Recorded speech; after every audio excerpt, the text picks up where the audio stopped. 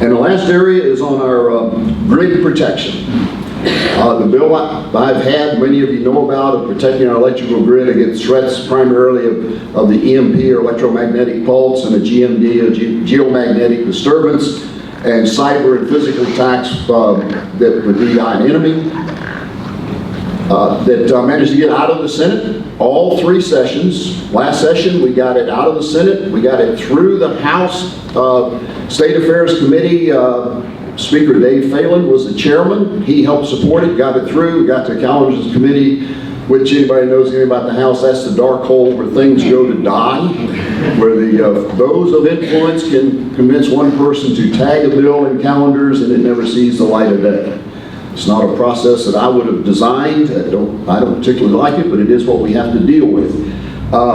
This time, the bill I filed yesterday with 22 senators, that's Democrats and Republicans. Matter of fact, one of the first joint author on it was the Dean of the Senate, John Whitmire, and the rest followed along. I've had calls from a number of House members. It was filed by Matt Shaheen from Collin County in the House with several joint, both Republicans and Democrats. And so our bill has changed. That this time I expanded it to address all hazards, not just EMP, GMD, cyber, and physical, but to address anything that can take down our grid from operating.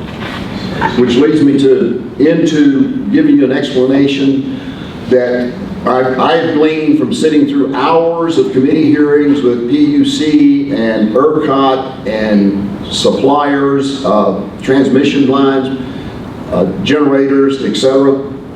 of what happened. Now, we won't know for a while the details of it, but in summary, we say it was really a perfect storm.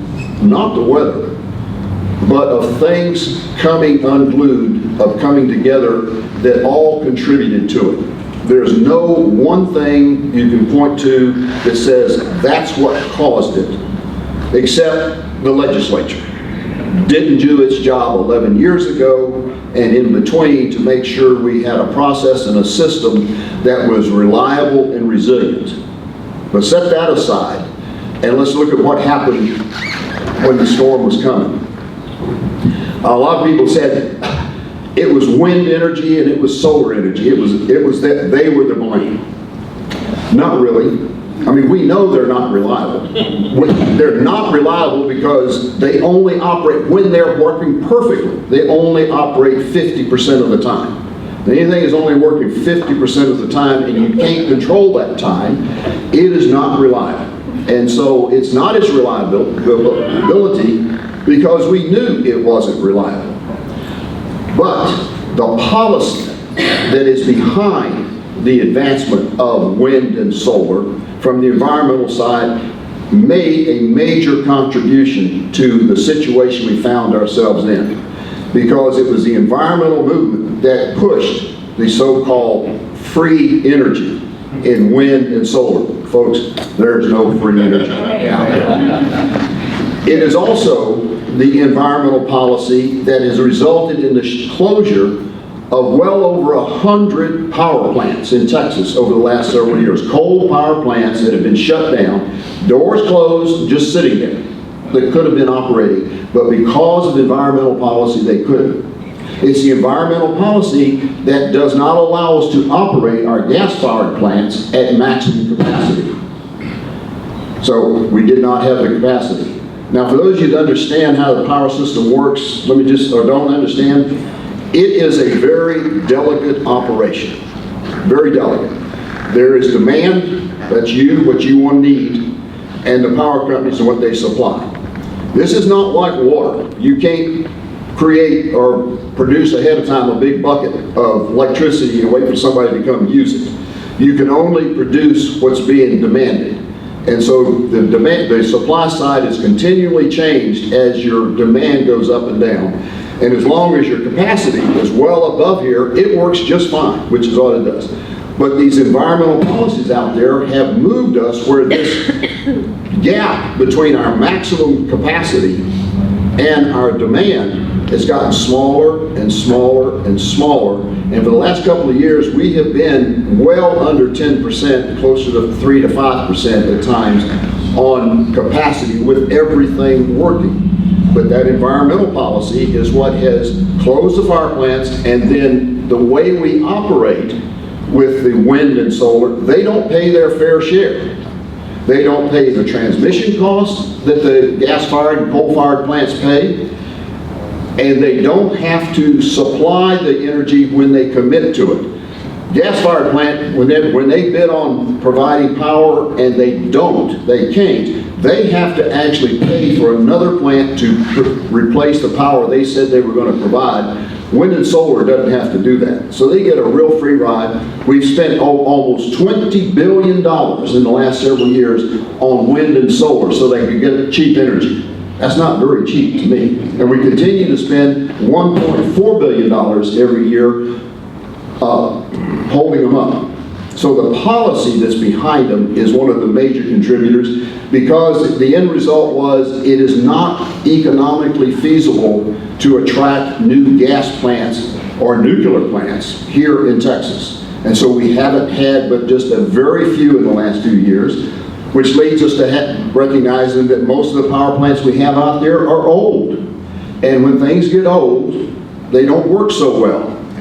And then we had the combination of a rapid drop in temperature, a rapid rise in demand, and in that process, electrical things break.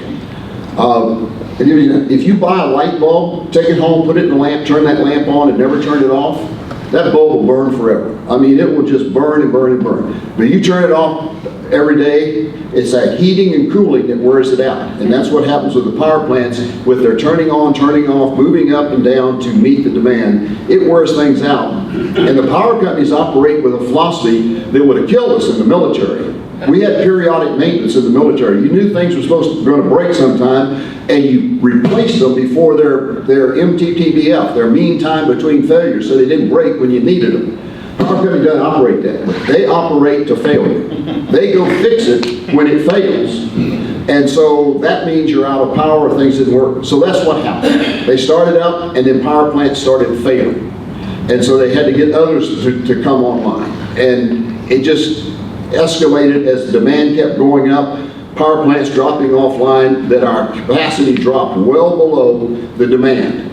The only control over demand was then to go to rolling blackouts to stop people from turning on their switches, because you couldn't do it any other way. So some people ended up with rolling blackouts, some ended up out of power for a while, to make sure, because had they not done that, we could have lost the entire grid system. Because if you get in an out of balance, and we came within a fraction of frequency out of balance, we were at 59.3, just barely above it, and at 59.3, it shuts down everything, and in the process, it would probably burn up most everything out there, and we could have been without power here in Texas for weeks, if not months, had they not done the rolling blackouts or the shutdown.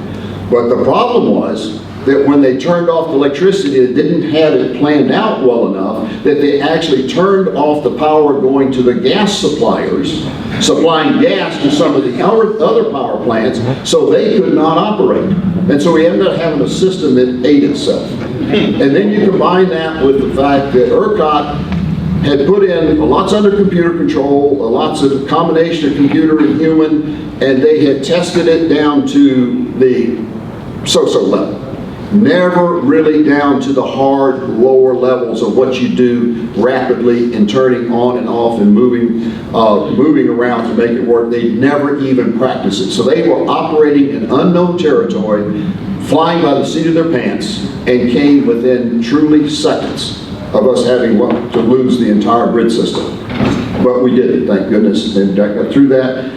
But when you listen to PUC and ERCOT describe the fingers point just like this. It's everybody else's fault. Nobody recognized it, and there's a whole lot more to it. But that, I just wanted to explain to get you understand what happened.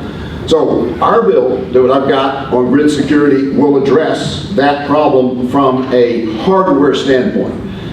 the interoperations of processes and procedures between the power plants, the transmission lines, and the consumers has got to get worked out with a different relationship between PUC and ERCOT. But we'll be addressing the physical security of it in our bill, and you wouldn't believe the number of text messages and phone calls that said, oh, they should have listened to you 6 years ago. 6 years ago.